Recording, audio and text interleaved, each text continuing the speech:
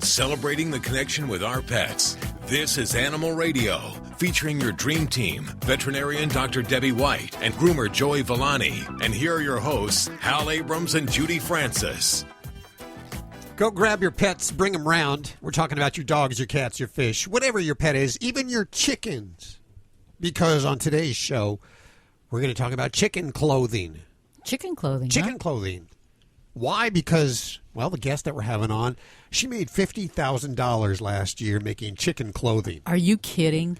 That's insane. Yeah. Oh, my gosh. I'm in the wrong business. She's making Does more she than... make the chicken tutus? Because I've seen those. That is They're exactly. really cute. She makes chicken tutus and dresses, and she has a little company called Pampered Poultry. Pamper your poultry. Pamper your poultry. Yes. That's on today's show, so you want to stick around for that, okay? Also, we're going to have Dr. Nicholas Dodman back on. He's going to tell us a little bit about the link between your personality and your dog's personality. Uh-oh. There may be a link. If you're a little bit anxious and antsy, your dog may be anxious and antsy. If you're kind of a kickback type of person, your dog may be a kickback type of person. Interesting. New research, and he's going to explain it to us coming up on today's show here at Animal Radio.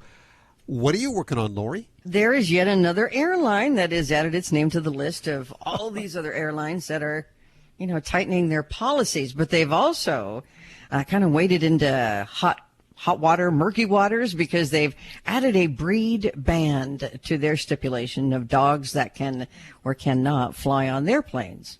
Okay, we'll find out more about that right at the bottom of this hour. But first, your calls. Toll free, 1-866-405-8405.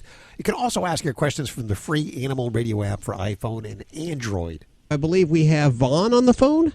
Yes, sir. Hey, Vaughn, how are you doing? I'm pretty good. Where are you calling from?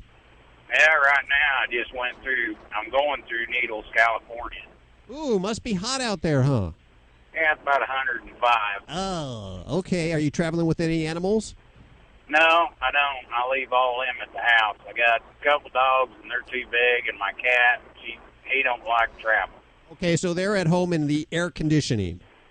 Well, they're at home in the house, but the air isn't working at home yet now. So, But it shouldn't be too hot there. Okay, well, you are on with Dr. Debbie. Who are we talking about today? What the cat or the dog? The cat. Okay, what's up with your cat?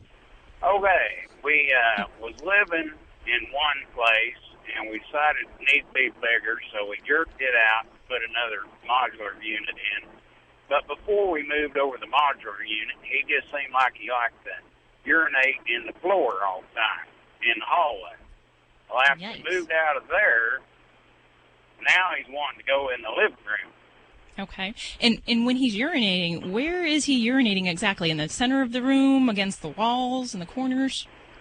Basically about anywhere he decides to. He don't have a really direction that he wants to. It's like one time it can be in the middle of the floor, one time it can be close to the wall, one time it can be up against the washer dryer. Okay. And does the kitty go outside, or are we just staying inside? He just stays inside. Okay. Unless he sneaks out. And is he a neutered kitty? Has he been Yes. altered? Yeah. Alrighty. Very good. And do you have other cats running around the house too, or just him? I got about 9 other ones outside. Holy And they cow, sneak 9. in. Yeah. Now do any of those cats come inside? Well, they sneak in. Okay. Alrighty. Now, is there anything else going on with the kitty that has you concerned? Anything else as far as not feeling right? Any kind of discoloration to his urine? Does it seem like he's peeing excessively, or is it about his normal amount? Seems about normal. It's just like, he'll get upset, and that's when he, We've lost Vaughn. Yeah, we've lost him. He was on a cell there. Hopefully he's listening. But this is a problem that we've had around the Animal Radio studios. There's so many cats outside that the cats inside spray to mark their territory. I believe that's what's going on. Could that be what's going on with him? Absolutely. It's a very confusing situation when, he's got different signals and different thoughts. Cats that are indoors can live a happy indoor existence, but when we start to have personalities in cats that they're seeing and smelling, that live outside, then there's a whole territory kind of question. So, it's very possible that your kitty could be having problems where he's trying to mark his turf. I'd first want to make sure we don't have a health problem, and you always should have a urine check to make sure we don't have any infections or stones or problems of those natures. But boy, it really sounds like he has the possibility that he is just frustrated. So we'd really need to figure out some way to accommodate his world differently. We would want to either keep the blinds closed, keep the other cats out, and let him live his happy indoor existence, or make an accommodation where, we've got, a certain cat that stays inside with him. There's so much that goes into the marking of their territory that some cats will spray on corners, some will spray in the middle of the floor, others will go into bathtubs, and sometimes right in front of your very face. So I'd really want to make sure that we kind of block the scenario where these other cats could be, seeing your kitty. And then at the same time, make sure everything's kosher with that litter box, because if it stinks, your cat's not going to want to use it. So you want to make sure you change the litter frequently. Sometimes we'll even play around with the litter types and try some different varieties out there for your kitty.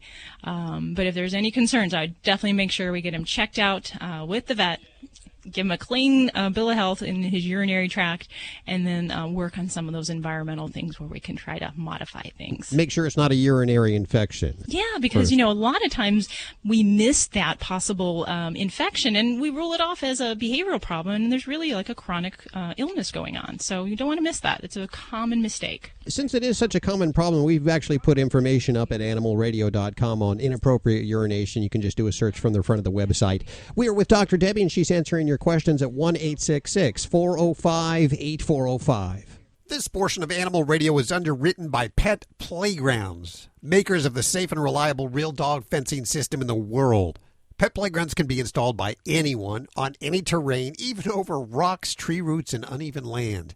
Their website's petplaygrounds.com, and thank you, Pet Playgrounds, for underwriting Animal Radio. Hey, Mike. Hey, how you doing? Good. How are you doing? Where are you calling from today? I'm calling down by Monterey. How can we help you? I got the team here for you. Okay, yeah, I got a dog that likes to eat everything, and he's not discretionary, and I was just wondering if there's anything you can do to dissuade that or negatively reinforce that. Well, there's a lot of things you can do, definitely. Negative reinforcement, and we don't have as much luck with this kind of behavior, because anything you do to negatively try to correct the behavior actually draws more attention and makes it more fun. So we try to focus on distraction, positive reward for other behaviors. So I'm assuming he's eating things like, inanimate objects, rocks, sticks, things like that. Little stuff and, feces from other animals sometimes or whatever. Oh, delightful. So in what context is he doing that? Just when he's, going for a walk, anything, he just smells things and eats them, he'll dig a hole sometimes, he's just a character. Yes. Okay. Well, a lot of what we got to do is really make this guy tired, because a bored or a bored dog or a dog that has a lot of energy is going to be more apt to pick up things and investigate their environment. So I'd like to find opportunities for them to run, to play, playing retrieving games. If you have daycare facilities, doggy daycare facilities nearby, that's a great opportunity. But also even just things like obedience work. That is actually more physically draining than a lot of physical activity, because they are using their brain. So if you do obedience work, that can tie into things like agility or other types of activities like flyball. Those are great things to make your dog tired and just kind of burn his candle down a little bit. But really, you have to work hard on decreasing the opportunity of when this can happen. So if you're out on a walk, some tools you can use would be the basket muzzle or a gentle lead style harness that fits over the nose, where that controls the movement of his head. That's really important, because if you're out walking, either just supervised on a long leash, you have to be able to prevent that opportunity. Otherwise, it keeps feeding the behavior of making it fun and enjoyable for him. So that also means that, around the yard or in the house, if he's doing that kind of behavior, you just have to make it so he cannot get that opportunity. So if that means keeping him kennel confined when you're away or not supervising him, or keeping him on a line in the yard where you can control his activities. But that's really the biggest part, is you just can't leave him unsupervised. Distract him too when he's starting to do that and get him to try to do something else. Okay. Yeah. So if your dog is starting to get into the poop in the backyard or getting into something, you want to find something that's going to be more appealing. A squeaky toy, a ball.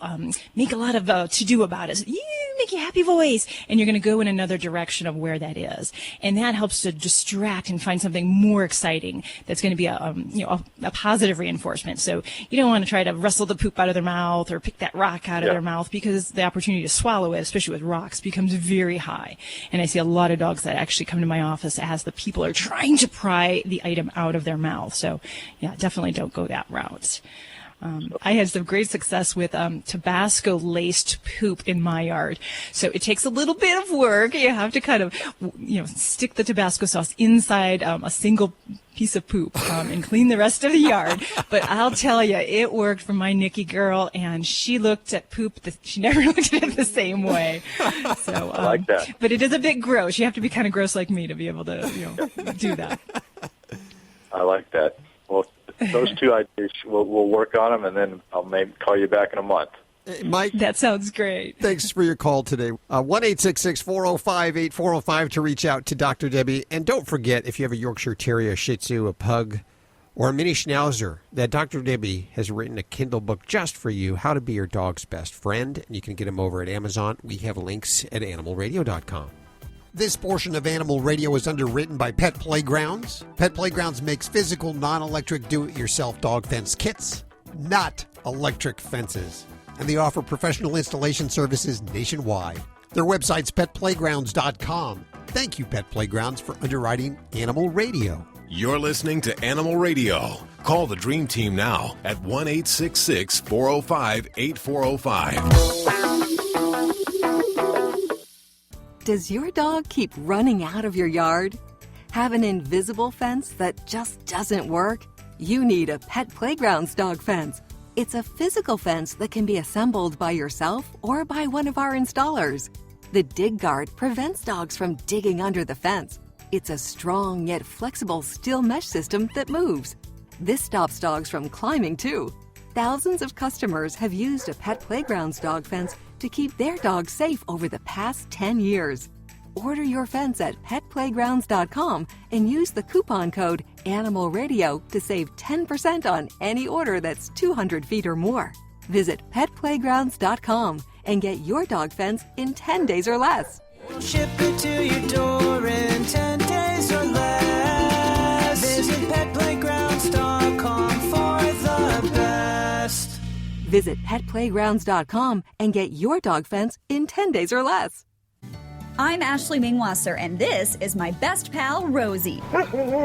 We're your hosts on Pets Welcome Here, the TV special about amazing adventures you can share with your pets. Look for Pets Welcome Here on your local network affiliate, or go to petswelcomehere.tv and check our schedule to see when we'll be on in your area. That's petswelcomehere.tv. Check our schedule, then join Rosie and me on our adventures on Pets Welcome Here. You're listening to Animal Radio. Call the Dream Team now at 1-866-405-8405. It's Animal Radio. And I can tell where Judy is. All I have to do is find Ladybug, and Judy is pretty nearby. Because Ladybug follows you. She gazes at you. She watches every move you make. Every move. She knows when she's going for a WALK before you even know that. Yes, she does. And she probably can even spell now, too. So that's... I noticed she popped her head up there when I mentioned that. You got to be careful, yes. Would you say she's in tune with your feelings, your moods? Yeah, it's funny because I do kind of like a little test with her, and she'll just be laying there, and I'll just get up and get real excited all of a sudden, and so will she.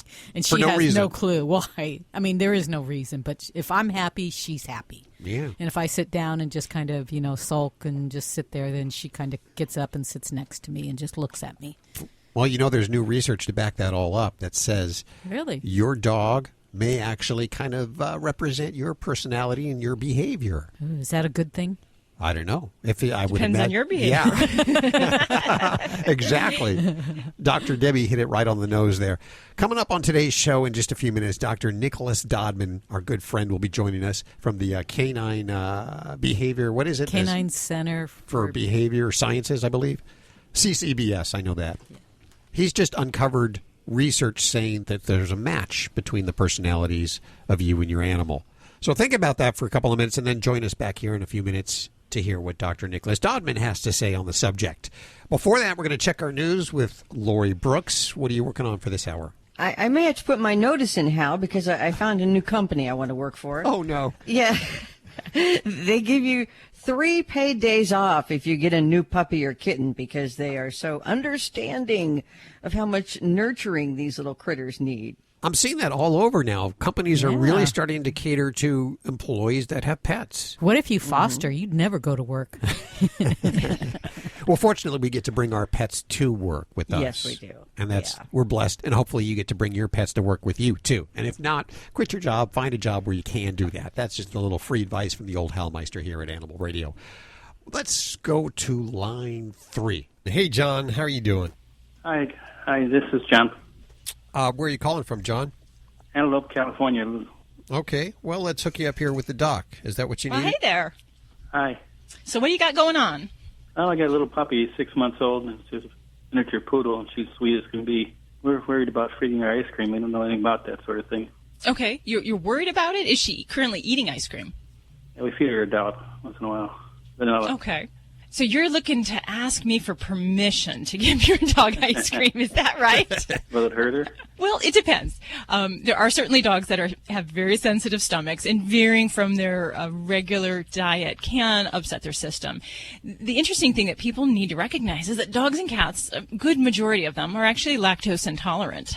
So that's something to think about when we start offering them different dairy products, that can cause some dietary upset. And it may not be a life-threatening illness, but, we might talk about excess gas, soft stools, maybe some vomiting. As a child, I can tell you my dog, he definitely dined on cleaning the ice cream bowl. So a little bit probably is not going to be a big deal, but in general, there's a lot of fat in ice cream and calories that we really just don't need to do. So I'm not going to give you that clearance to say it's okay to give ice cream. It would just be something I would try to discourage. Okay, thank you. That, Deb. Yeah.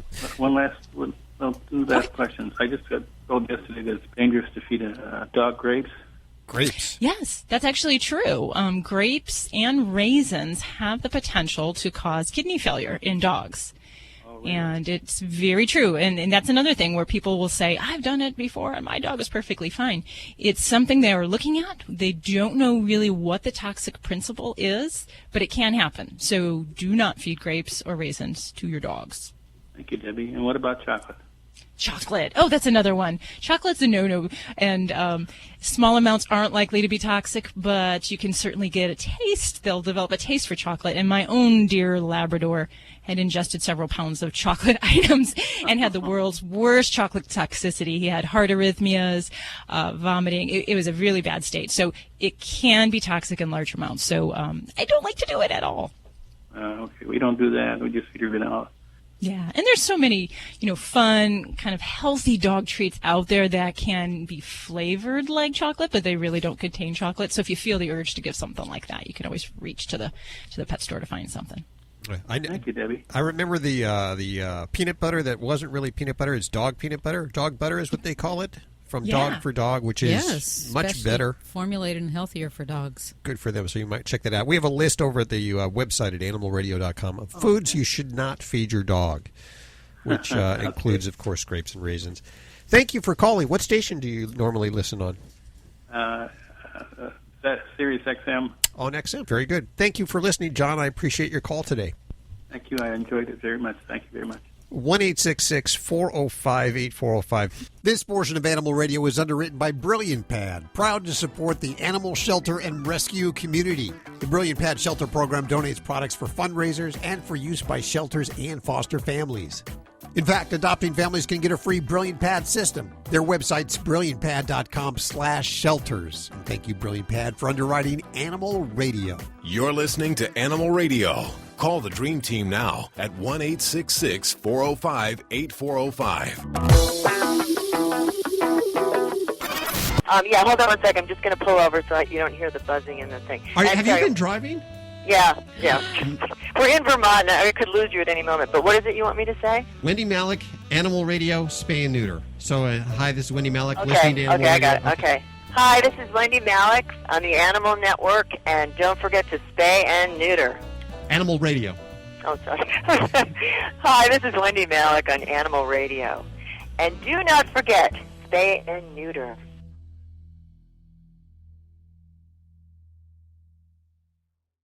When Helen Brown ran away to New York City, she had no idea that a homeless cat with a punk rock haircut would teach her the true meaning of love. In the tradition of her best-selling memoir, Cleo, Helen Brown's Bono, The Amazing Story of a Rescue Cat Who Inspired a Community, is a heartwarming true story about a woman without an anchor and a homeless cat without much hope of finding a forever home in the city that never sleeps. Bono by Helen Brown is on sale now everywhere books are sold. Learn more at helenbrown.com. This is an Animal Radio News Update. I'm Lori Brooks. Delta has added its name to the growing list of airlines that have unveiled new, much stricter policies about animals on airplanes. Delta says its new rules are driven by safety considerations and intended to ensure, this should be fun, that service or emotional support animals are only traveling with passengers who truly have disabilities. So last week, Delta also announced it will be prohibiting all pit bull type dogs as service or support animals due to safety concerns following recent incidents in which several employees were bitten. And in that case, they were referring to an incident where 2 employees were bitten by a pit bull that was traveling as an emotional support animal. Now, of course, as you can imagine, that announcement was met with immediate backlash, and rightly so. And it came even from some service dog organizations who said they believe the Delta ban is not legal under federal laws.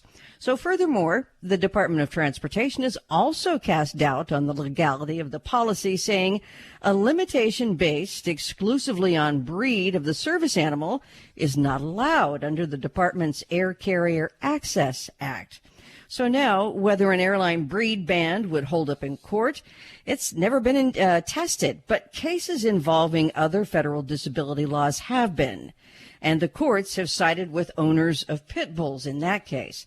However, it is the Justice Department that enforces the ADA, and the Justice Department has said breed-specific bans do not apply to service animals of those breeds. But to make this even more complicated, remember, airlines are subject to the Air Carrier Access Act, and when it comes down to previous court cases, it's the ADA, the Americans with Disabilities Act, that has triumphed over other regulations. As they should. Yes. So meanwhile, as people are fighting about whether you can have this animal or that animal here or there, a town in Connecticut has changed one of its local ordinances after a woman there fought to keep her pet geese. So the city will now allow the birds to stay in her backyard, and she gets to keep her flock. She won that case, by the way. This is some advice by providing her vet records to the court, proving that those geese are her pets. However, roosters and other species of birds are still not going to be allowed in the city, only geese. And there's a Norwegian pet supply company that is making headlines with a new policy, getting a lot of attention because it's giving its employees paid time off to bond with their new pets. Oh. The name of this company, it's the Musty Group, or Musti. It's the largest pet supply company in all of the Nordic countries. They've got more than 1,500 employees, so it's pretty sizable. But they recently began offering paternity leave instead of PAW, paternity leave. And it consists of 3 paid days off when an employee gets a new puppy or kitten. Hear, hear. Yeah. How amazing is that? I think it's awesome. I'm Lori Brooks. Get more breaking animal news anytime at animalradio.com. This has been an Animal Radio News Update. Get more at animalradio.com. You're listening to Animal Radio. If you missed any part of today's show, visit us at animalradio.com or download the Animal Radio app for iPhone and Android. It's Animal Radio celebrating the connection with our pets. And you brought an article into me talking about how your pet may reflect your personality. So that if you're like a psycho, your dog might be psycho. Yes. Really? Do you think people go, "Oh, I'm a psycho"? So we need to help those people who are psycho maybe know that they're psycho. Well, when I use the word psycho, I mean just like me a little bit antsy, a little bit nervous, anxious and nervous. My cat is very much the same way. Just My cat paces. just paces around. Yeah. We're both on Prozac. I just have a little higher You guys are dose. funny. Yes. You guys are funny because I see this actually quite a bit where people will come in and I see their demeanor and how they are, and their pets can be just like them as far as, if they're kind of high strung or they can't sit still. So I'm really curious to hear what the doc has to say. Yeah, I want to know, is it just happen to be a coincidence, or is the animal just a reflection of us? Well, let's find out right now. There's been some research done on the subject, and of course, our good friend Dr. Nicholas Dodman joining us to explain it all. Hi, Doc. How are you doing? Hey, I'm good, thank you. What is the research that to what you referred to in your articles about personality reflecting humans?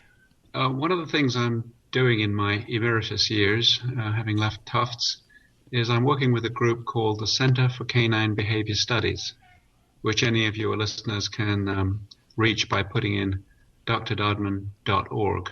And they would find out on their website more details that I can share in a couple of minutes. But our inaugural study, which took place over about 2 years, it was very labor intensive, involved over 1,500 people.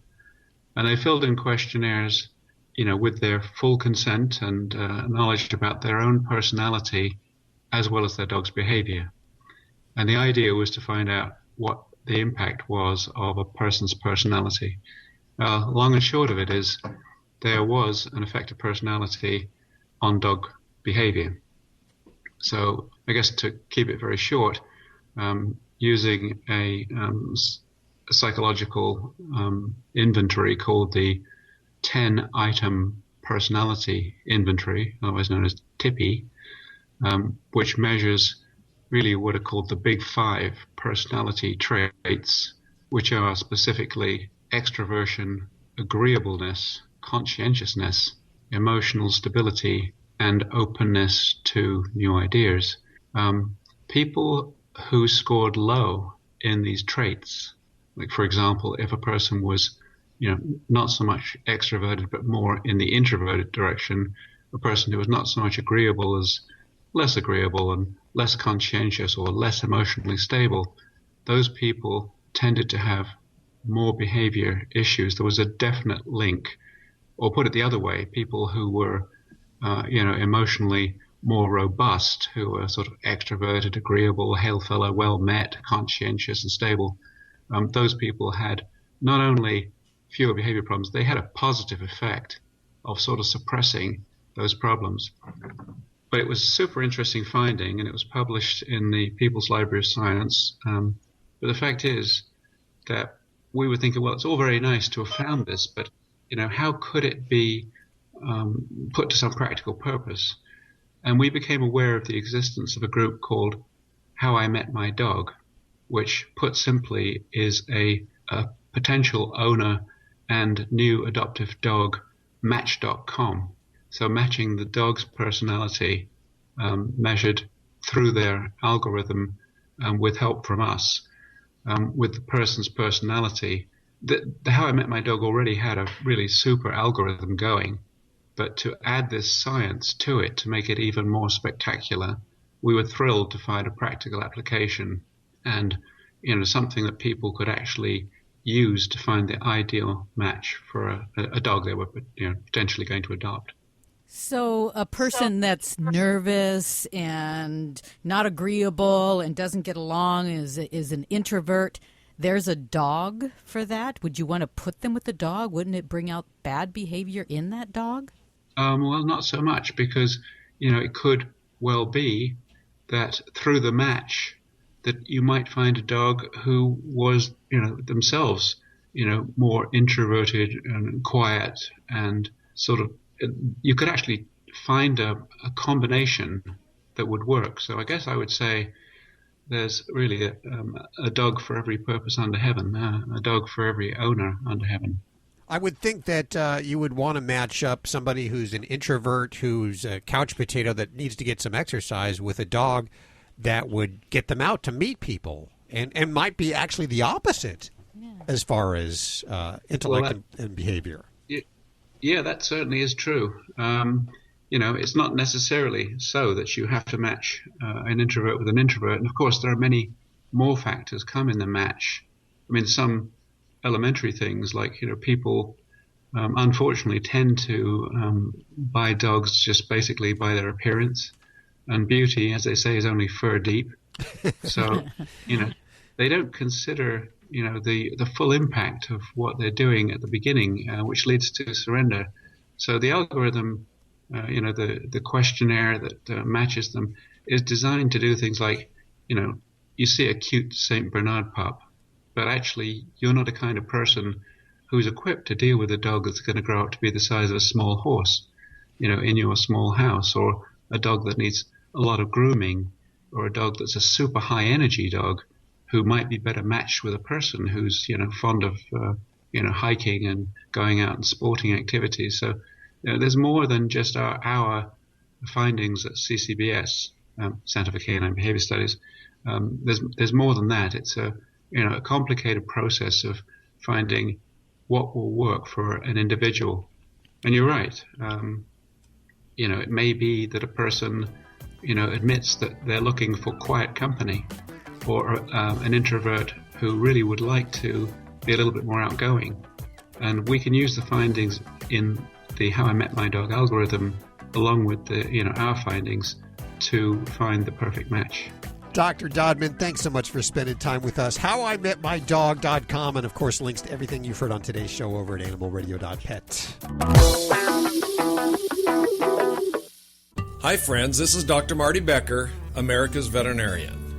After a traumatic experience at the veterinary office, have you ever thought to yourself, there has to be a better way? When your veterinarian is fear-free certified, you'll find your pet's vet visit is safer, more comfortable, and actually enjoyable. Your dog will go from shaking in the lobby to pulling you into the exam room with a wagging tail, and your cat will be purring inside the carrier. To find a certified fear-free veterinarian near you, go to fearfreepets.com. Here is today's automotive news. I'm Nick Miles. The 2019 Acura RDX is set to arrive in showrooms this summer, and it has undergone a revolutionary change. The RDX has been redesigned after the Acura supercar, the NSX, and it has a turbo to boost the car's performance. Starting under $38,000, the RDX can get up to 28 miles a gallon on the highway and has a redesigned super handling all-wheel drive system that allows drivers to avoid imperfect road condition problems when driving. For the best deals on cars, go to ourautoexpert.com. Think O'Reilly Auto Parts for all of your car needs. We're close, convenient, and known for our guaranteed everyday low prices and excellent customer service from professional parts people you can trust. Stop by your local O'Reilly Auto Parts today. O'Reilly Auto Parts. Better parts, better prices every day.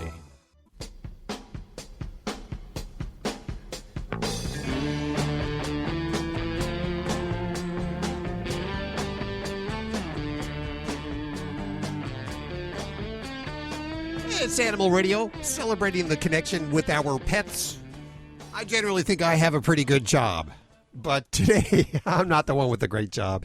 It's Ashley Mingwasser. She's joining us. She's the host of Pets Welcome Here TV. She gets to travel around, try all the great pet-friendly accommodations while showing them off to people who want to see it. Hi, Ashley. How are you? Hi, Hal. I'm doing great. Thanks for having me today. So tell us a little bit about Pets Welcome Here. Sure. So Pets Welcome Here is a half-hour television special that will be broadcasting across the country July through September this summer. And the premise is we just go to destinations that are pet-friendly. So we're not talking pet-tolerant. We're talking the stops that roll out the red carpet for you and your pet to vacation there. I love that. So these are the places not that just accept pets, but actually want you to bring your pets. Exactly. They are catering to pets. So we go to restaurants where not only are your pets allowed, they have all natural treats and freshwater or dog bowls for animals, and hotels that furnish pet beds and homemade treats that they make in the hotel for your pet when you travel. So you'll get to see a lot of cool tricks that we've got up our furry sleeves on this show. You keep saying we. Who's your sidekick on all of this? Well, and she's actually here with me, Judy. I've got my four-legged furry better half, Rosie. This is my 5.5-year-old basset hound who went with me to several of the destinations, and it was a special adventure for the both of us, I guess I should say. Who helps you make this all possible? I mean, you got to have people that are helping you with this, right? We definitely do. So this is the brainchild of our brilliant show creator, Heather Eisenstadt, who just kind of became a resource for her friends and family who were asking, where can I take my pet? Because we're pet people. We don't want to leave our pets when we go on vacation. And one of our show sponsors is Top Dog Pet Travel. So they are a full-service travel agency for pet-friendly vacations. And we also really need to thank Charlie Bear. They create these amazing grain-free, and they call them pocket-perfect treats. And they were great training treats and just reward treats for me to have with Rosie. Sometimes when you cross paths with other pets when you're out on a hike, you need a little distraction. So Charlie Bear Bear Crunch made that possible. And let me say, their treats, Hal, are less than 3 calories per treat. So I was easy. Yeah, right. Uh-huh. So I was able to treat Rosie often with the grain-free low-cal treat. No shame, right? No shame. Those are great treats. A lot of my pet clients have those treats for their dogs. I carry those in my pocket all the time. It's making me hungry, folks. What's the website where people can learn more? Sure. We want them to go visit petswelcomehere.tv. So your listeners can find the air date and time for the network affiliate that might be broadcasting in their city. And we'll be posting those as we get updated over the next coming weeks. So we're going to start premiering in cities across the country this July. So I would check petswelcomehere.tv, and we have our air dates in a tab there. So go check it out. PetsWelcomeHere.tv. And, of course, links to everything you've heard on today's show over at animalradio.pet. Ashley, thanks so much for doing this, and have so much fun on the road. Thanks, you guys. We'll see you on the open road. Rosie waves bye with her paw. Muriel, welcome to the show. Welcome to the show. Thank you. Where are you calling from today? Ridgeway. Ridgeway? Where is that? It's like by St. Mary's. What state? Northwestern PA. Oh, PA. Okay. All right. Yeah. So I have Dr. Debbie right here. How can she help you? Hi. Hi. My mom actually wanted me to call today because, well, we have like 5 horses and 3 of them are wild Mustangs. Okay. And she wanted me to call and ask if a 6-year-old wild Mustang is too old to be gelded. Is the horse in good health? Yeah. Okay.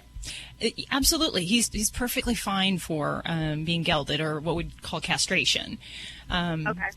And in fact, there's really not an age where it's inappropriate, or we'd say a horse is too old to be gelded. It's really kind of more dependent on their individual health status.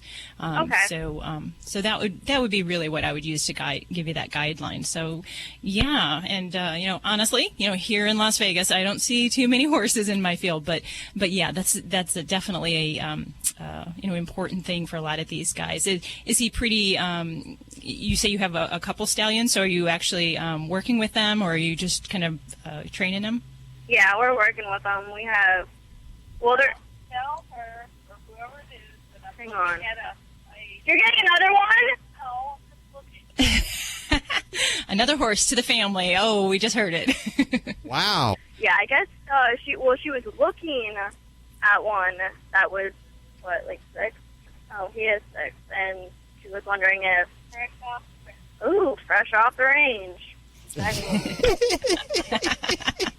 of like hot off the presses. Wow. You don't sound too excited about this. Guess who's going to be cleaning the stalls, huh? Well, like, I love our horses, but it's not really my thing. Not your thing. Yeah.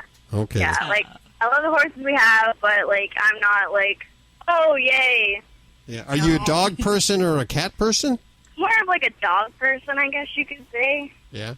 Yeah. You got that going for you there.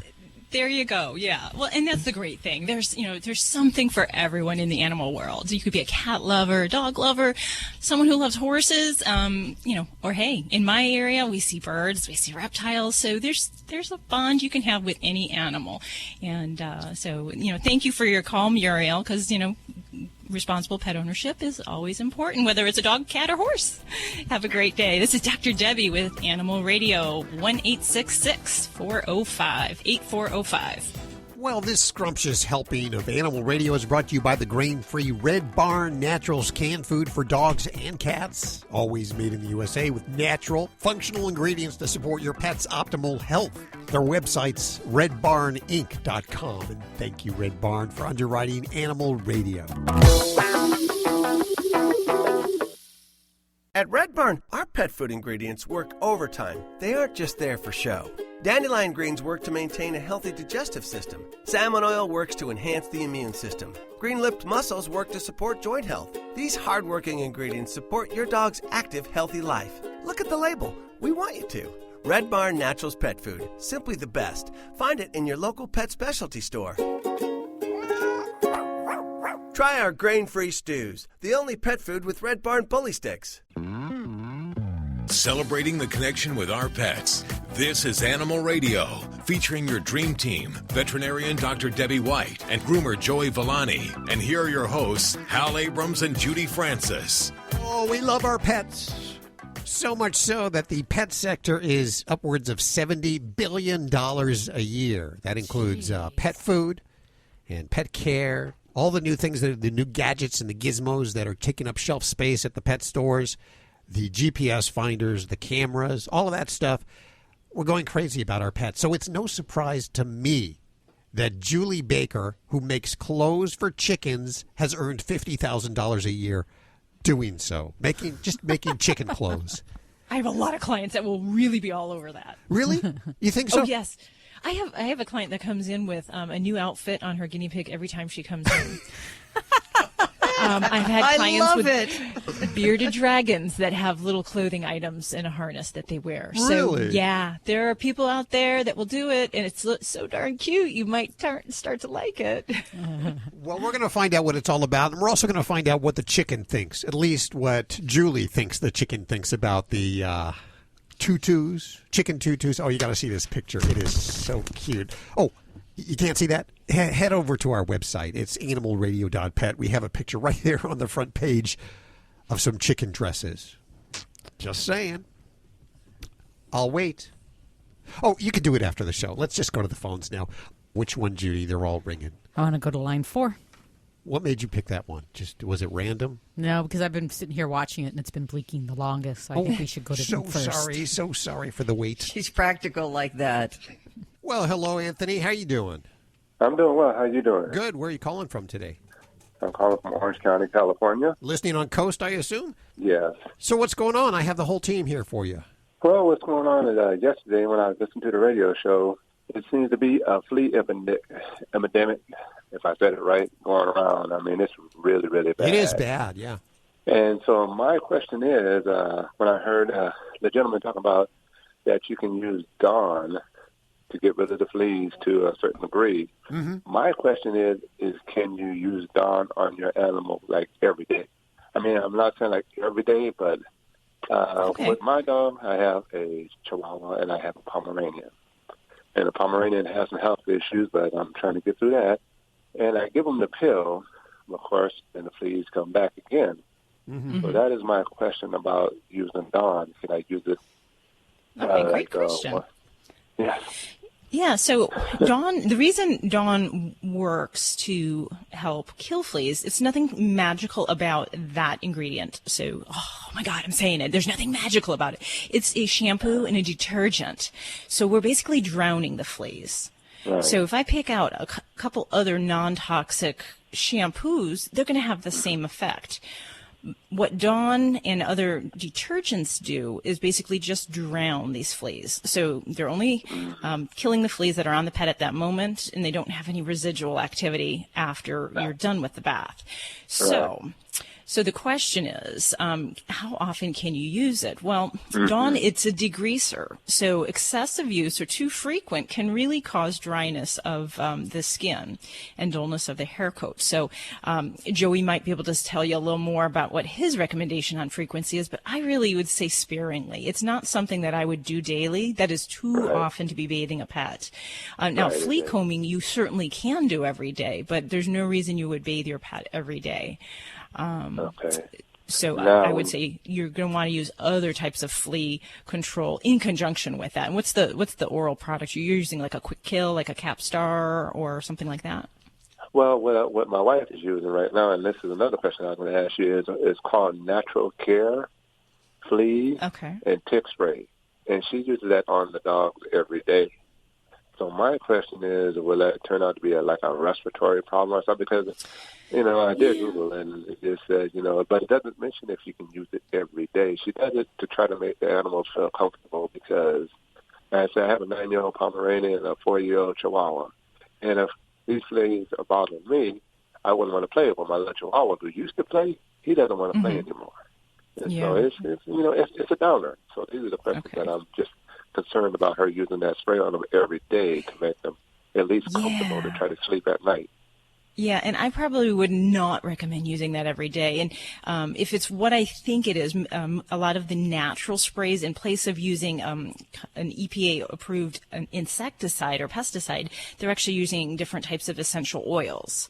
And essential oils, they're natural ingredients from plant extracts, but they basically are chemicals still. They're hydrocarbons, and cats particularly can be very sensitive to essential oils unless they're diluted to an appropriate amount.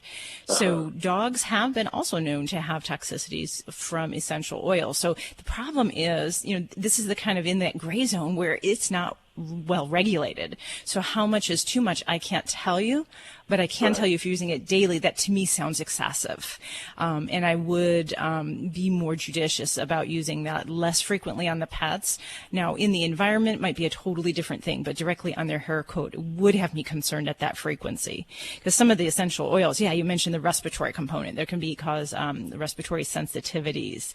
Some dogs actually can have allergies to the actual oils, kind of like the fragrance can actually cause them to be itchy, scratchy as well. And then in rare cases, when an animal I've seen get into large amounts of undiluted essential oils, I've seen liver disease. So it can cause some problems. So we can't have I would say a little bit is good, but, I would say we may need to find other avenues to try to help them. If they're that uncomfortable with the itching of the fleas, then I would, see your veterinarian, because there are some other products that we can use to help control the itch related to flea allergy dermatitis if that's all that they got going on. And that might be something like a pill that we can use for short term while you kind of boost up your efforts on the flea control, or something more long term if you're in a real hotbed of fleas and we're expecting it's a long haul for you this year. You also got to remember your house too. Make sure you're taking care of your house. How long do those fleas last or live when just in the carpet? Yes, they can live for very long periods of time, because they actually have a pupal stage which can kind of just sit there for quite some time. Most commonly, the egg, when it's laid, it takes about 3 weeks to develop into a flea. But they can hang out and just wait for the right environment. So. Oh, gee, that is. I know it's not encouraging, is it, Anthony? No, not at all. Yeah, I mean, I made the mistake of with my Pomeranian, getting him a lion cut, because he always felt good about that when it comes around the summertime. Cutting his coat, getting it cut down. But now it's to the fact where his hair doesn't grow back anymore. I mean, he's at that age, he's almost 10 years old, and so I Google it, and of course, I ruined his coat. So I really felt bad about that. But every time when the fleas are bothering him, when they're constantly biting him, I see little red spots everywhere, like little blood spots where there's, and I just feel really, really bad about it. So I just wanted to find out some other avenues about that.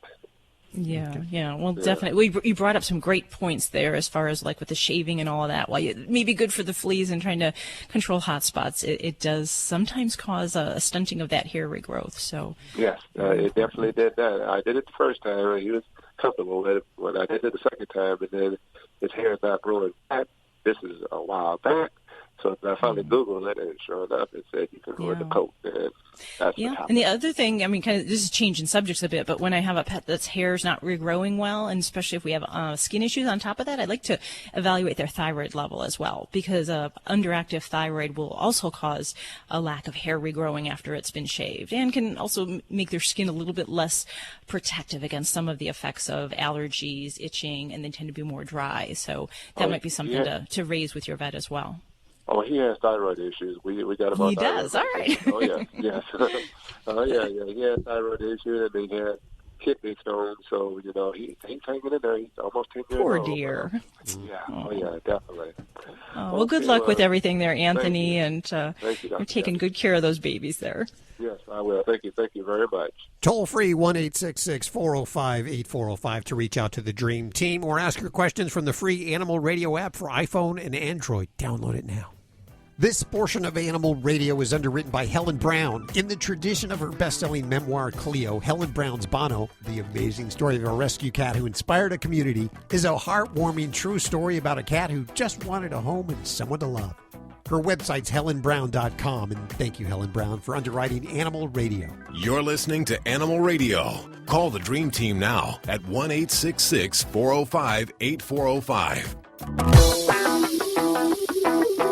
Hey, it's Alan Cable with another dog tip. But first, the story of Bear. Mom is furiously looking for 14-month-old Stanley. And when she found him, he appeared to be floating in the pool, but he was actually on the back of their family dog, Bear. Bear kept very still to make sure Stanley did not go under. Wow. Now let's talk about leash training your dog. First, put your dog in his kennel for about 20 minutes. When you take him out, be calm and don't talk to him. And what you're going to be doing is either going to the park or into your backyard. You're going to be walking a perfect square with a 16-foot leash attached to a choker chain. You can put two leashes together or use a rope. You're going to hold the leash close to your body, chest level with both hands. And just stand at the corner of the square. Pay no attention to your dog. Don't talk to him. Don't look at him either. Just look to the next corner of the square, the one you're going to be walking to, about 60 to 90 feet away. Your dog will probably be paying no attention to you. Then just start walking to the next corner of the square. Your dog's going to get a major correction. When you get to the next corner of the square, face the third corner and stand there for 60 to 90 seconds before you take off again. Do this for about 15 to 20 minutes, and you're going to notice by the end of the session, your dog's paying much better attention to where you are. He knows when you take off, he gets a correction. You can do this 3 times a week, every other day. By the second or third session, your dog's going to be much closer to you, paying way better attention. Do it for a week or two, and then you're going to move to a 6-foot leash. Now, when you take off to the different corners of the square, you're going to use the word heel. Do that for a week or two. Then reel the leash in so that the dog is right next to you. Use the word heel, start walking, and then do a 360 and move quickly the other way just to keep your dog on his toes. Then after that, you'll want to use other dogs for distractions, walking towards them, turning the opposite way, saying heel, and taking off quickly. If your dog's not paying attention, he's going to get that correction again. After you're done, put your dog back in his kennel for 15 to 20 minutes so it sinks in. And before you start, wait till your dog's at least 6 months old. This is Animal Radio.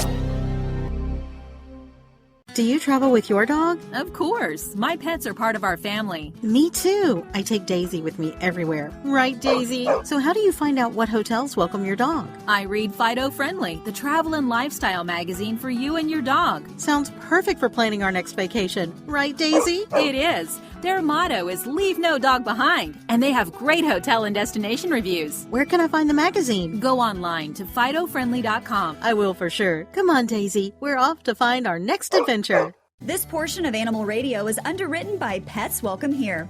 I'm Ashley Mingwasser, and this is my pal Rosie from Pets Welcome Here, the TV special about amazing adventures you can share with your pets.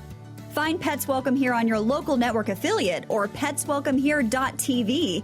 And check our schedule to see when we're on in your area. Here is today's automotive news. I'm Nick Miles. The initial reactions are in and the press says it's an overwhelming win for Jaguar. The new I-Pace all-electric SUV is set to become the #1 premium electric SUV, beating out Tesla, because it does 240 miles on a single charge and offers off-road capability. I drove the I-Pace on track in Portugal and was astonished at how it handles on the track, over 200 kilometers an hour. The I-Pace is so capable, I had no problem driving down a riverbed in 10 inches of water. For the best deals on cars, go to ourautoexpert.com. Think O'Reilly Auto Parts for all of your car needs. We're close, convenient, and known for our guaranteed everyday low prices and excellent customer service from professional parts people you can trust. Stop by your local O'Reilly Auto Parts today. O'Reilly Auto Parts. Better parts, better prices every day. You're listening to Animal Radio. If you missed any part of today's show, visit us at animalradio.com or download the Animal Radio app for iPhone and Android. Okay, I'm ready for some madcap mischief tonight. Very late tonight, I'm going to go over to my next-door neighbor's chickens with some of these clothes that Julie Baker made, and I'm going to put them on the chicken. You're not going to tell I want to us? see you catch them. I'm going to... they're actually pretty tame. Do you think they would let me put clothes on them? I don't know, but they follow us around. We go over there, and they go in their little cage thing at night, and they're very social. Huh. Okay, well, I'm going to give it a shot tonight and then tomorrow morning see if the neighbors notice that their chickens are dressed up. Where did I get these chicken clothing items from? From Julie Baker. Julie Baker is a chicken dressmaker. Julie Baker's a chicken dressmaker. I'm a poet, didn't know it. My feet are long, fellow. They don't show it. So she's going to be on in just a few minutes. She's going to tell us about the chicken dressmaking business and how to dress a chicken. Okay. Because I wouldn't know how to dress a chicken. The show only gets crazier year after year, folks. But I guess you dress it depending upon the occasion. Sure, of course. You wouldn't want to dress a Thanksgiving sweater on a chicken when it's, the middle of the July 4th or something like that. That would be crazy. Yeah. That would be just really nuts. That would be wrong. That thought of a Thanksgiving chicken sweater, that could have gone really wrong. Lori, we are just about a mere 10 minutes away from your news check and then the chicken lady. What are you working on for the news this hour? Something really light between now and the chicken lady. Give a thought to what is your most favorite ever on-screen pet? TV or movies. Think that way. And then we'll come back, and when I have the news coming up here in a few, we will give you the list, the top 10 according to a new survey. Beautiful. Hey, Brenda, welcome to the show. Thank you. What's going on? I have Dr. Debbie right here. Okay. I think they're stray cats that's coming around, and they're urinating on my basement windows, and I don't know how to stop them. Okay. And do you have kitties that go outside, or? I have 2 female cats that's been fixed, and they are outdoor cats. They are outdoors? Yes. Okay. So do you know if it's your cats doing this or other cats? I think it's other cats. I've never seen mine do that. I've always seen mine go out and dig a hole and go to the bathroom. Okay. Because I guess it doesn't matter who's doing it. If there's cats outdoors and there's that access point, they're going to get over there and do what they do. Your question is how you want to stop that particularly on your windowsills. Yeah. So the trick is we have to make that environment so it's unfavorable to kitties in a kind and humane way. So I'm a real fan of using the things that are kind of don't take human intervention. People who yell and scream, "Hey, get off my lawn!" That's not going to help. I'm a fan of using the motion-activated repellents. There's a whole bunch of different kinds out there. Little cans of the compressed air, where basically it has a little eye where there's motion once that's set off on the detector. It gives off a burst of air, kind of like you're cleaning your computer keyboard. And that's a very useful thing for just a situation, just for a spot that we want to keep a cat or maybe even a dog out of that area. So that would be something I would look at. And you can buy those online or pet stores. There's oodles of different ones out there. A couple other thoughts for deterring cats in areas we don't want them to go. One would be to get some good old citrus peels, lemons, oranges. I'm a fan of the lemons because they're very potent. Okay. And you basically kind of put those in that vicinity. And generally, citrus is not appealing to cats. They don't really dig it. They don't like it. That's why you should never use citrus-scented cleaners in the litter pan. But those little citrus peels will go a long way to keep those kitties away. And then, I've had some folks where they even will try these are more the kind of the hunting folks that do this, but they may get things like mountain lion urine that you can buy over at the hunting store, and kind of treat those areas and see if that will help keep those little cats away when they pick up the odor. Of course, then you still got the problem. You got urine odor. So I guess that would be one you'd have to consider cautiously, but that is something you could try as well. I might And then citrus. Yeah, and then you might really kind of watch if the incidence of this is in any way relation to your kitties. So even if they're not doing it, those other cats and that process of your kitties going outside is kind of opening up the opportunity for those other cats to want to talk to them, if you will, and say, hey, I'm coming onto your turf. Here's my name. Here's my number. Give me a call. That lifestyle of having the outdoor cat might be making you a little bit more prone to having these visitors come around. So you might consider that. Okay, well, I may try all of them. Let us know how that goes. Anything at this point, right? Right. Cat pee is potent stuff. I don't blame you there. I've tried a few things, and it works for the time being, but then after it evaporates, I'm back to square one again. Yeah. Oh, yeah. Let us know if these ideas... I tried the ammonia, to deter them on that, and mothballs. Like I said, every time it rains, they dissolve, so... Yeah, and I'm not a fan of the mothball thing. Many of the old-style mothballs contain some bad chemicals that are actually not good for animals, so we wouldn't want those around. So we'll give those a whirl, Carol, and hopefully that'll help you out and keep those kitties piddling elsewhere for you. Thanks for your call. This is Dr. Debbie. We're here, 1-866-405-8405. You're listening to Animal Radio. Call the Dream Team now at 1-866-405-8405.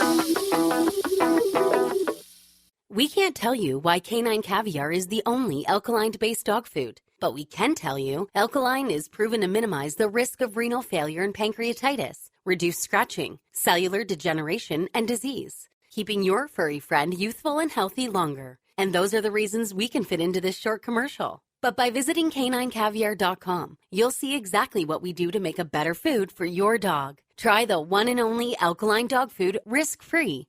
Canine Caviar. This is an Animal Radio News Update. And I'm Lori Brooks. The Australian division of the global pet food company Mars Pet Care has been dealing with a really sad and quite difficult to understand mess involving one of its foods called Advanced Dermocare, which has been implicated in more than 100 Australian dogs being diagnosed with megaesophagus. Now, because of all of this negative attention they've received, Mars has just recently become the very first major pet food company to support Australian pet food regulation after years of the industry down under insisting they had no need for formal oversight, which is kind of scary, right? Because you think they had no oversight. Here in America, we at least have the FDA, but their $4 billion pet food industry in Australia is, at the time being right now, self-regulated. So what is megaesophagus, sometimes referred to as Mega-E? Dr. Debbie is here. I'll let her explain it. Yeah, well, megaesophagus is a disorder in which food and liquid doesn't get swallowed in a normal fashion. So normally it's a very involuntary process. They eat, gets down to their belly and into their stomach. Megaesophagus is where it kind of pools and just it doesn't have the contraction and the movement to get the different foods and liquids into the stomach. So it builds up, it could sit there, and they don't get the nutrition, so they can lose weight, but they're also prone to like regurgitating a lot, and then they can have develop a pneumonia kind of from swallowing liquids and food down to the airway. So it can be really a very serious life-threatening problem.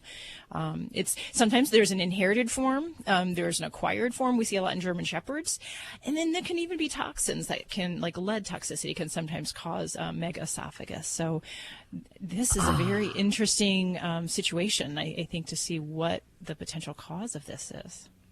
I'm so glad you said that, Dr. Debbie, because I'm familiar with megaesophagus. It's common in bulldogs, but I couldn't imagine what there could be in a dog food, but you said lead. That's interesting. Yeah, I mean, there's certainly other substances, but that is one of the more common toxins that, we can see megaesophagus with. So if there's another compound that's similar to that or that can have some other kind of effect, I think it'll be it's very concerning, because anytime, this is a rare disease, I'll see a megaesophagus case maybe once or twice a year. It's not really something we see very commonly, unless they have, a weirdo disease like myasthenia gravis. I'm pretty bothered by this. This is troubling. Well, at the University of Melbourne, researchers are still working on this there. They are in fact investigating whether or not there is evidence to definitively link this to the dog food, advanced dermal care. And by the way, it was several of the affected dogs in the beginning were police dogs. And that was one of the things that really got the ball rolling on this case. But other owners of dogs affected have criticized Mars for recalling the product 3 months after it first learned of any potential problem. Yep. All right. So what is your guess at America's most favorite ever on-screen pet? Oh, well, that would have to be TV or movies. I'm gonna guess Lassie. That's what I was gonna say, Lassie. What about you, Dr. Lassie? Debbie? I was going to say the little Jack Russell Terrier from Frasier. Yeah, Frasier. Yeah. Oh, Eddie, right? Yes. Wasn't his name Eddie? Yeah. Yeah. No, according to the results of a new survey, you guys were all wrong. The title goes to Scooby-Doo, followed by, let me give you the rest of the top 10 here. Number 2 was Snoopy. Now, Judy, you said Lassie. Lassie was number 3. Toto from The Wizard of Oz, 4th. Garfield the cat was at number 5. And then the rest of the bottom half of the top 10, Beethoven. Then Tom of Tom and Jerry. Old Yeller. That one surprised me. Lady from Lady and the Tramp at number 9, and number 10 was Marley from the movie Marley and Me. What? No Mr. Ed? Mr. Ed wasn't in that list anywhere? Oh, my God. No, they did a list of 30, but I couldn't. I'd be sitting here till tomorrow reading you 30 of these. But it was a good list. Old Yeller. I've never seen Old Yeller make the top 10 list of anything. Interesting. I'm Lori Brooks. Get more breaking animal news anytime at animalradio.com. This has been an Animal Radio News Update. Get more at animalradio.com. This portion of Animal Radio is underwritten by Pets Welcome Here. I'm Ashley Mingwasser, and this is my pal Rosie from Pets Welcome Here, the TV special about amazing adventures you can share with your pets. Find Pets Welcome Here on your local network affiliate or petswelcomehere.tv and check our schedule to see when we're on in your area. You're not a chicken keeper, are you, Lori? No, but I wish I was. I've thought about it. If you had chickens, would you dress them up? At some point, I can pretty much guarantee I would entertain the thought. You would? I would. Okay. I know I would. Well, of course you would. Yeah, I don't have kids, and so these guys are literally my babies. And, I'm sure I'd have a chicken in a tutu or something at some point. Well, I know exactly where you can get a chicken tutu if you're looking for one. Julie Baker is joining us. She's making clothes for chickens, and she earns about $50K a year doing that. No way. She's founded Pampered Poultry. Hi, Julie. How are you? Hi. How are you? Very good. What are you working on today? Well, today we're shipping out a bunch of orders for some feed stores in Pennsylvania and Ohio. Who would have thought? Did you ever think that creating chicken clothing would, and in particular chicken diapers, would make a big business for you? Never. How did it happen? It was not planned. It has been a series of just the universe saying it's the thing to do, I guess. It started out very innocently, and I was really just doing it to protect my own furniture. And, then it was sort of family and friends who were on the show chicken circuit with us who, I would sew for. And before I knew it, I was staying up late sewing chicken diapers and said, wow, we need a different solution. So let me make sure that I'm following along here, okay, because I'm not the brightest tool in the shed. You have chickens, obviously, that are family pets, and you allow them into the house because you were talking about the furniture, protecting the furniture. And in order to keep them from defecating on the furniture, you've created diapers. This is how the whole thing started. You created diapers for these chickens. Correct. Actually, when we started probably 8 or 10 years ago, my daughter, who was homeschooled at the time, we didn't so much have chickens in the house as my daughter would bring the chickens into the house. Okay. And she showed poultry at poultry events for several years, and so there's a lot of sort of cleaning and grooming that goes into the birds before you bring them to a show. And so after you do all that work, it's kind of nice to keep them in that state. So originally, the primary market for the diapers was people who were sort of showing their chickens and not as much pet chickens. But over the last 5 or 6 years, there has just been, at least we've experienced, an explosion of people who sort of started out as maybe small backyard chicken people, and chickens have sort of wiggled their way into the homes over those years, and now a lot of people really are keeping them as, sort of primarily pets and egg producers second. Yeah, I see that a lot around here. In fact, the neighborhood that I live in, my next-door neighbors have chickens. Yes. And they provide a lot of eggs. For the neighborhood. for the whole neighborhood, pretty much. But they are part of the family for them. Oh, definitely. So how do you put a diaper on a chicken, and wouldn't a chicken take it off? Well, so it took a lot of trial and error to get a design that both would stay on the chicken and be comfortable enough for it to be able to sort of fly up to its perch and, walk around and kind of do its little chicken thing without being too impeded by the diaper. But basically it has a pouch that holds the poop, and then it has an apron that goes under its belly, and then elastic straps that go over the wing and attach with a bow. So they can't really wiggle it off. And we try to do it with a lightweight cotton so that it doesn't add a lot of extra weight to the chicken. And the pouch is a waterproof nylon so that when they do, sort of put a paper towel in there to make it easy to sort of change and clean out. But if it does leak through the paper towel, it doesn't leak through to the cotton and leak onto your floor, or your furniture, or your lap, or wherever. As someone who sews, what kind of fabric are you using on these? I bet they're so cute, like pink polka dot. One of the things when we first started the company was that we wanted to do fashionable attire. So we said, if you're going to be goofy enough to put a diaper on a chicken, you might as well look good while you're doing it. Sure. So we have all different kinds of fabrics. We always have anywhere from 6 to 12 patterns at any point in time, and they rotate pretty much monthly. And sometimes they're fun and whimsical, like, butterflies or ladybugs or bumblebees. And sometimes they're a little bit more high fashion, and I'll do them in like a really nice ballet batik, or some of my wholesale accounts prefer sort of the bright chevrons and more of the geometric patterns. So we do them in a whole wide range of styles. We're going to take a quick break. We are with Julie Baker. She makes clothes for chickens. I have so many questions, including about the do-it-yourself sweaters for chickens that she makes, and what to expect when you're diapering a chicken. That's all on the way right here on Animal Radio. Stick around. Only here.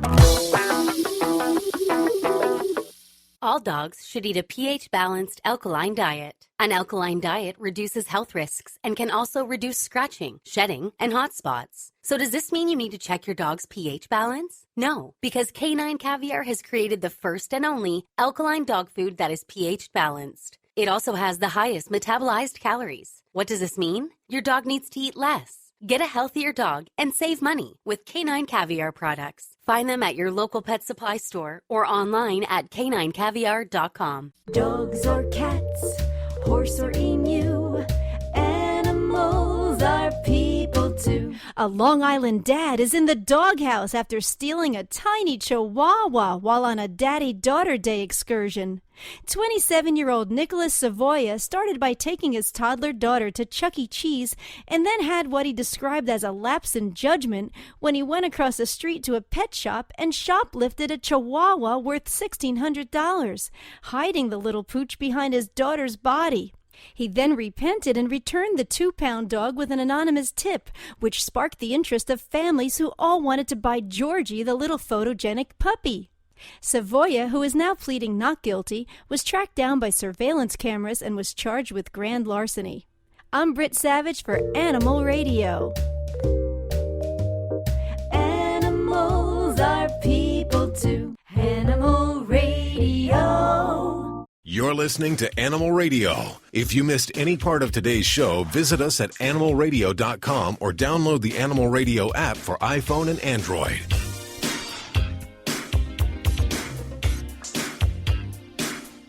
It's Animal Radio, celebrating the connection with our chickens.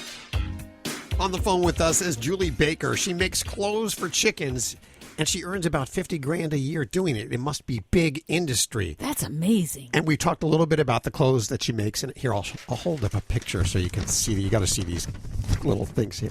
I'm holding it to the microphone. If you don't have one of those radios that you can see this, then head on over to the website at animalradio.pet where we have pictures. And in just a couple of seconds, we'll find out her website.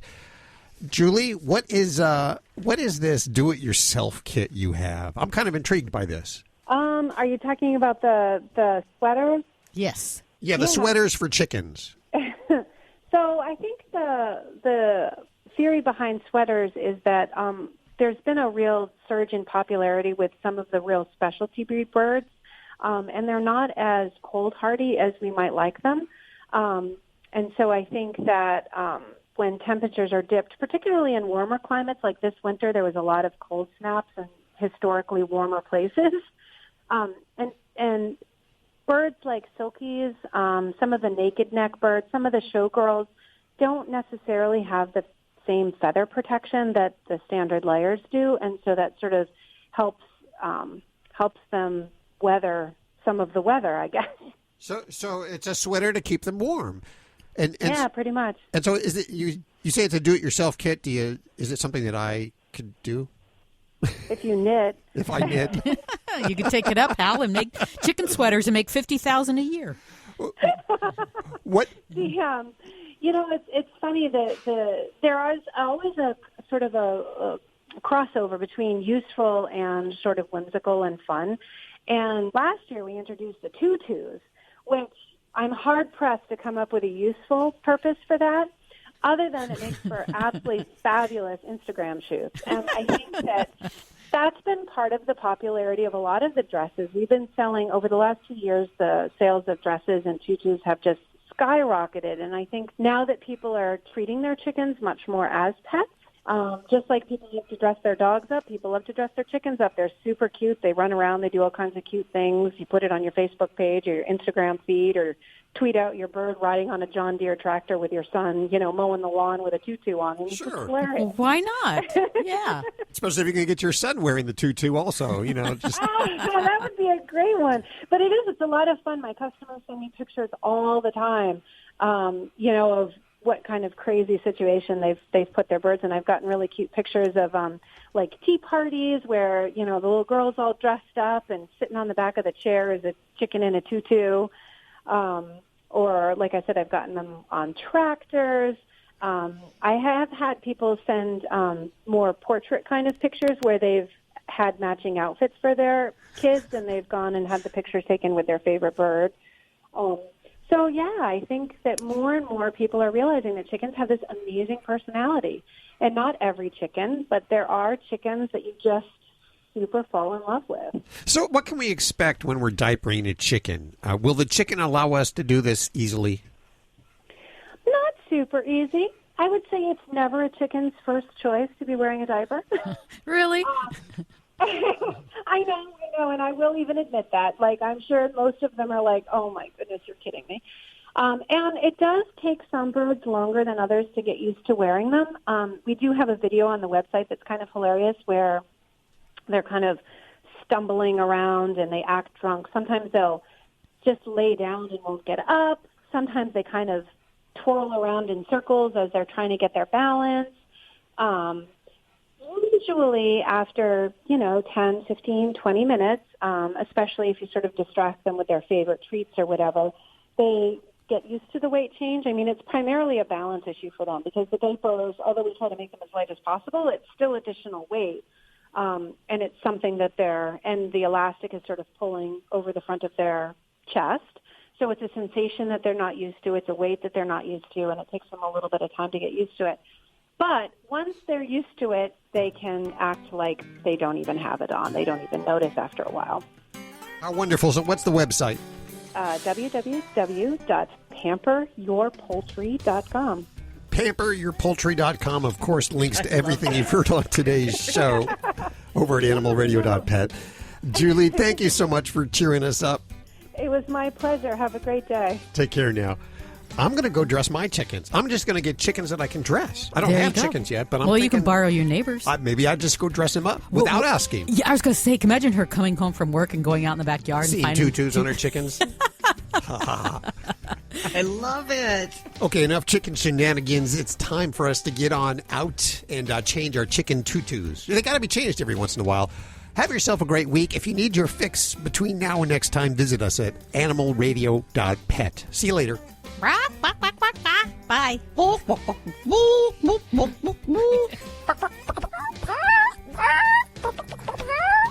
This is Animal Radio Network.